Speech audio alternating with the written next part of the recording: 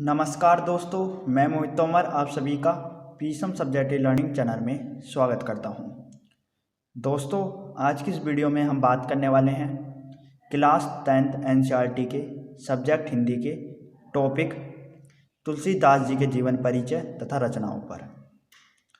तो दोस्तों, आज की इस वीडियो में मैं आपको क्लास 10th हिंदी के एग्ज़ाम में तुलसीदास जी का जीवन परिचय तथा रचनाएं लिखनी बताऊंगा कि आप एग्जाम में तुलसीदास जी की जीवन परिचय और रचनाएं कैसे लिखोगे।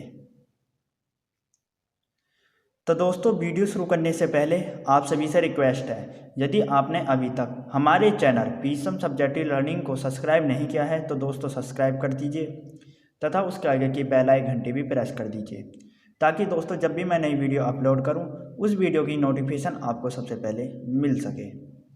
तो शुरू करते हैं दोस्तों आज की इस वीडियो को।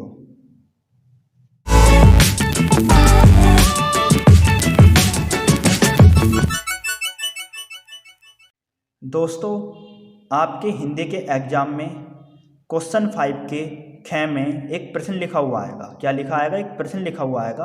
वह प्रश्न है, निम्नलिखित कवियों में से किसी एक कवि का जीवन परिचय दीजिए तथा उनकी किसी एक रचना का नाम लिखिए। और दोस्तों, यह प्रश्न 3 नंबर का होगा। कितने नंबर का होगा? 3 नंबर का। 2 नंबर का आपका जीवन परिचय होगा, 1 नंबर की आपकी रचना होगी। और दोस्तों, इस प्रश्न में 3 कवियों के नाम लिखे हुए मिलेंगे। कितने कवियों के? 3 कवियों के। उनमें से आपको एक कवि का जीवन परिचय तथा रचनाएं लिखनी है। तो दोस्तों, इसी प्रश्न के आधार पर आज की इस वीडियो में मैं लेकर आया हूँ तुलसीदास जी का जीवन परिचय तथा रचनाएं। आज की इस वीडियो में बताऊंगा कि आप एग्जाम में तुलसीदास जी का जीवन परिचय तथा रचनाएं कैसे लिखोगे। तो दोस्तों, आप जब भी किसी कवि का जीवन परिचय लिखें तो उस कवि का पहले नाम आपको ऊपर लिखना होगा। जैसे आज की इस वीडियो में मैं आपको तुलसीदास जी का जीवन परिचय तथा रचनाएं लिखनी बताऊंगा, तो पहले मैं हेडिंग डालूंगा तुलसीदास। क्या हेडिंग डालूंगा दोस्तों? तुलसीदास। मैंने ये हेडिंग डाल ली। इसके बाद दोस्तों, इसके नीचे आपको पहली हेडिंग डालनी है जीवन परिचय। क्या हेडिंग डालनी है दोस्तों? जीवन परिचय। पहले दोस्तों हम तुलसीदास जी के जीवन परिचय पर बात करेंगे कि एग्जाम में आप तुलसीदास जी का जीवन परिचय कैसे लिखोगे। तो दोस्तों, आपको इस हेडिंग में लिखना है, महाकवि तुलसीदास के जन्म के विषय में अभी तक प्रामाणिक परिचय नहीं मिल सका है। वैसे इनका जन्म सन 1532 ईस्वी को मानते हैं। जन्म स्थान के संबंध में भी विद्वानों के भिन्न भिन्न मत हैं।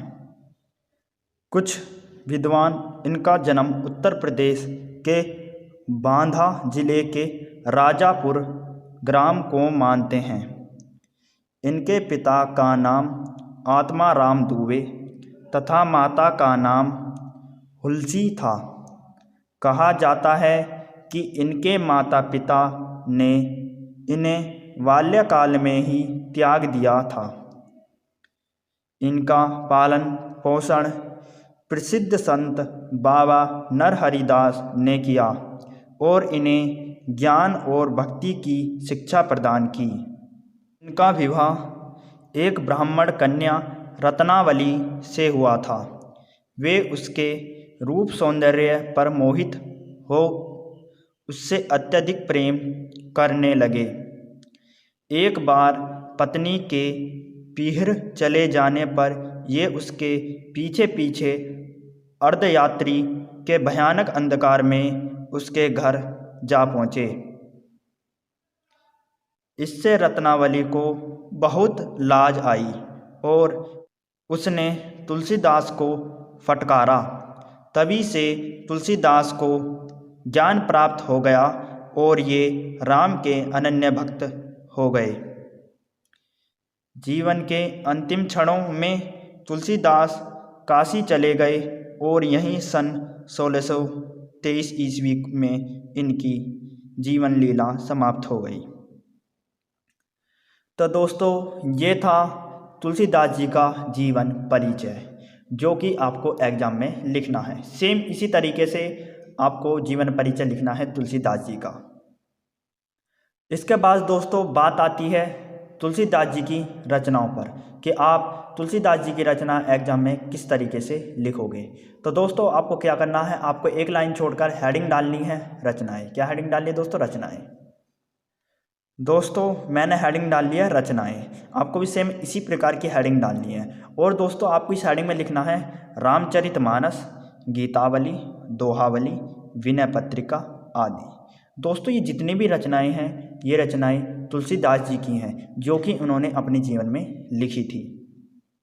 दोस्तों इसके सिवा और भी रचनाएं तुलसीदास जी ने लिखी थी, परंतु दोस्तों आपको एग्जाम में केवल एक रचना का नाम लिखना है, केवल एक। मैंने यहाँ 3-4 रचनाओं के नाम इसलिए लिखवाए हैं ताकि दोस्तों आपको ज़्यादा से ज़्यादा रचनाएं याद हो सकें, और जौन सी रचना आपको जल्दी याद हो जाए, अच्छे से याद हो जाए, उस रचना का आप नाम लिख सकें। इसलिए मैंने दोस्तों 3 या 4 रचनाएं के नाम लिखवाए हैं।